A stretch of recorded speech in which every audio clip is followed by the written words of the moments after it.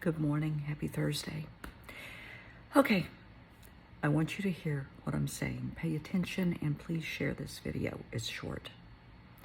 If your child is missing, you went in their room, they're not there.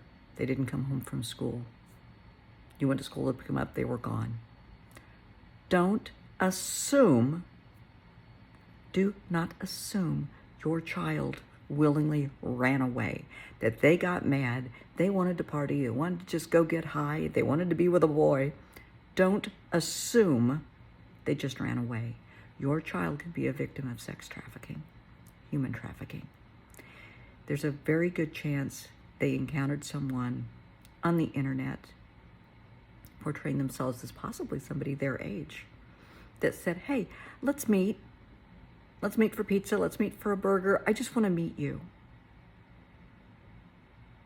And they went to the location, and that person wasn't their age. That person could have been in their 30s, their 70s, could have had a criminal record. And for whatever manner and method, and believe me, we've heard some doozies, they took your child. They could have drugged your child. They could have hit your child. They could have put duct tape over your child's mouth and stuck them in the trunk of a car. It happens every day. They could have said, oh, I'm so-and-so's uncle, grandfather, dad. His car broke down the street, and he wanted me to come get you and take you over there. How many young kids are naive enough to say, oh, okay. Well, maybe I shouldn't. No, it's okay. He's waiting for you. He can't wait to meet you. He just asked me, he gave me a call and told me to come get you. And they'll go for it. Don't assume your child just ran away. They could be at a football game, a basketball game. March Madness is coming up. Trust me, we are going to have a lot of people out there. Child Rescue Coalition, Veterans for Child Rescue. Lots of people are going to be out there working the crowd, looking and arresting people that are doing this. They will try to lure a child, just away from the crowd. That's what they do. You and I have a regular job. That's their job. When they get the children, this is when it gets really creepy. When they get your child, there's a very good chance your child will be sexually assaulted and beaten, because that's how they break their spirit, to control them. They will take their ID, they will take their phone, and they will destroy both, because they don't want anybody to be able to identify this child. Depending on where you live, there's a good chance your child could be sold. Because at that point, once your child is in the hands of the trafficker, they are then a commodity. I know that really offends a lot of people, because people tell me that's really offensive. I don't care. It's the truth. Your child, your sweet child that you fixed breakfast for yesterday, is now a commodity and being sold for a lot of money. Could be out of state, could be out of the country. Because I don't know if it's the black market, I'll have to ask and find out, because I don't want to use the wrong term. But there are certain sick, twisted markets that certain children are, how can I put this? It's like Craigslist for creeps. So they will pay a lot of money for a child that has a particular look, or is a particular age, has a particular color eyes with a certain color hair. And they will sell your child to this person. Now, getting your child back is another story. Once the right people know your child is missing, the hounds of hell are unleashed upon the perpetrator. Trust me, I know these people. Saying I love and adore these people is not even close. When they go after someone that is involved in human trafficking, the hounds of hell are upon them. Absolutely. they will find your child. But we have to know where to look. If they leave a phone, look at the phone. Don't delete anything. Just use your phone and take pictures of anything you see so that you can give those pictures to the authorities. Don't tamper with the actual phone.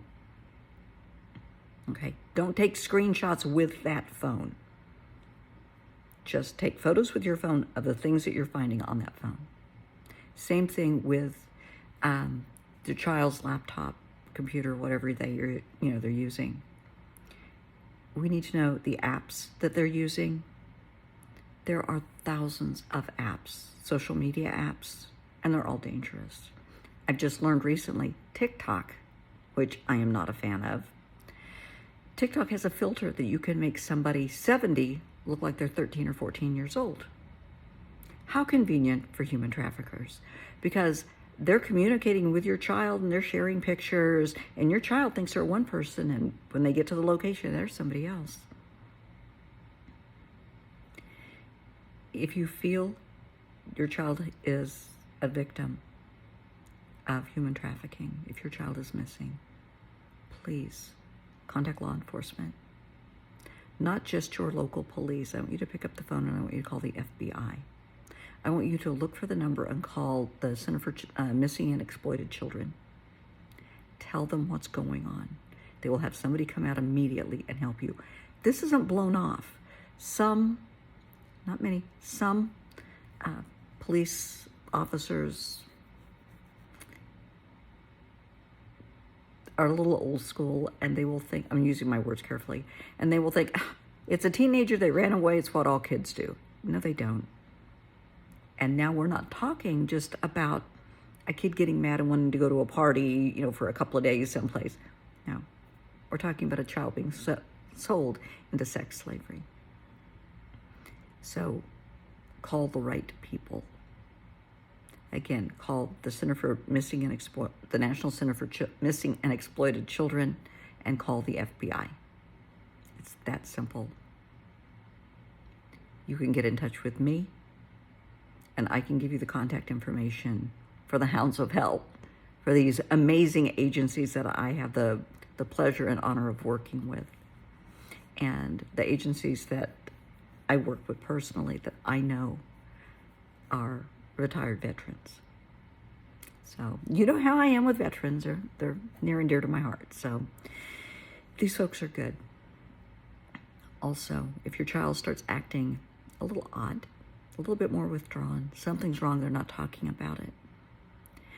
Don't assume they're using drugs. I had that happen once with a child, and the parents were convinced. Well, actually, the child was being molested. So, big difference. The child may be a victim of sextortion. They're communicating with somebody on the internet, and somebody, an adult, portraying themselves as a child, will tell them, oh, well, send me a picture of this, or send me a picture of that, or I'll send you a picture of mine. Or they will just send a nasty picture, expecting your child to do the same. They get the photos, and then they blackmail your child. Well, you're going to do what I tell you to do, or I'm going to tell your parents. I'm going to put this all over your school. Kids flip. They freak out. Because the last person they want to hurt is their parents. Because in all likelihood, you already warned them about this. And this will be an I told you so. I told you not to do this. And you did it anyway. See what happened. Don't be that parent. Be the parent that says, okay, I know I told you not to, and I know you did this. We'll deal with that later, sweetheart. Right now, we got to call the police because we have to find these people. And once again, they can be found, and they will be found.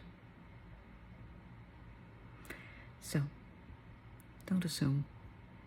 Don't assume your child runs away. Don't assume your child is using drugs. There could be a completely different scenario. Reach out. There's a lot of people waiting to help.